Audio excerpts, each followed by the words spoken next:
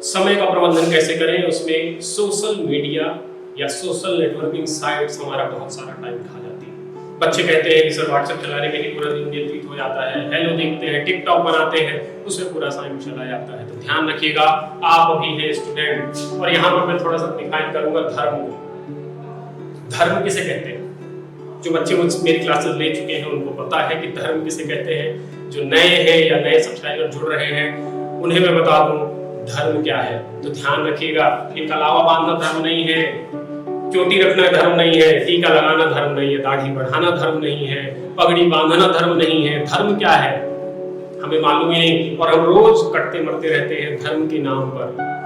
हम ये कहते हैं कि मैं फला धर्म का, तुम फला धर्म के, हम दोनों में कोई एकता नहीं।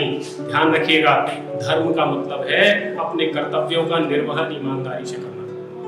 अगर आप अपने कर्तव्यों का निर्वहन ईमानदारी से करते हैं तो आप धार्मिक हैं, अगर आप ऐसा नहीं करते तो आप धार्मिक नहीं हैं। तो ध्यान रखिएगा, अभी आप स्टूडेंट, आपका धर्म है पढ़ाई करना, तो अगर आप नहीं पढ़ेंगे इसका मतलब आप अधर्मी हैं। और शास्त्रों में लिखा है जो अधर्म करेगा उसका सर्वनाश होगा, आप पढ़ाई नहीं करेंगे परीक्षा में फेल हो जाएंगे। तो ध्यान रखिएगा, धर्म की परिभाषा आपके जेहन में आ चुकी होगी। धर्म का मतलब है अपने कर्तव्यों का निर्वहन ईमानदारी से करना। आप स्टूडेंट हैं, आपको ये ध्यान देना पड़ेगा कि आपको कितने घंटे पढ़ाई करनी है। आपके घर वाले आपको नहीं बताएंगे, आपके टीचर आपको नहीं बताएंगे, वो सिर्फ एक मार्गदर्शक की भूमिका में है। लेकिन आपको पता है आपकी कैपेसिटी कितनी है, आप कितनी मोटी बुक्स को कितने समय में खत्म कर सकते हैं, ये आप जानते हैं, आपसे बेहतर कोई नहीं। मैं बार बार इसी बात को दोहरा रहा हूं, the best thing on you is only you, nothing else. तो ध्यान रखिए, सोशल मीडिया या सोशल नेटवर्किंग से थोड़ी दूरी बनाइए। आप उसका टाइम डिसाइड कीजिए कि 1 घंटे के बाद 15 मिनट के लिए मुझे देखना है, या कोई करंट अफेयर्स है तो सोने के जस्ट पहले उनको रिवाइज करना है, या कोई महत्वपूर्ण टॉपिक आया है तो उस टॉपिक को देखना है। ध्यान रखिए, स्मार्टफोन आपके लिए बहुत बड़ी उपलब्धि लेकर के आया है, लेकिन आप उसकी उपलब्धियों तक जा ही नहीं रहे।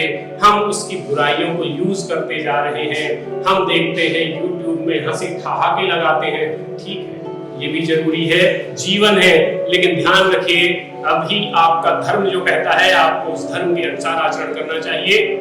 ठीक है, मैं ये मानता हूं कि हमारे धार्मिक शास्त्र जो है उनका कोई अभी बहुत ज्यादा प्रामाणिक उल्लेख नहीं मिल रहा, या मैं ये कह रहा हूं कि भाई बहुत सारे विद्वानों में अभी या वैज्ञानिकों में अभी ये डाउट है कि रामायण थी, गीता थी या नहीं थी, जैसा भी रहा हो। लेकिन ध्यान रखिएगा, आपके पिता ने आपको बताया है वो आपसे झूठ नहीं बोलेंगे, उनके पिता ने उनको बताया है वो उनसे झूठ नहीं बोलेंगे। मतलब कभी ना कभी कोई ना कोई व्यक्ति राम नाम का था जिसने एक मर्यादा, एक स्टैंडर्ड उसका बनाया और उसको हम फॉलो करते हैं। कोई एक व्यक्ति था जो कृष्ण नाम का था, उसने कोई ऐसा माइलस्टोन सेट किया कि हम आज उनकी पूजा करते हैं।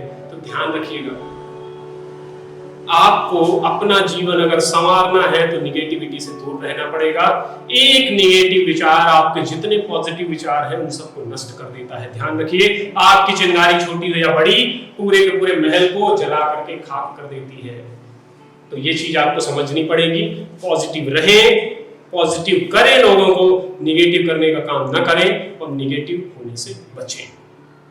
अगला काम क्या करना है आपको?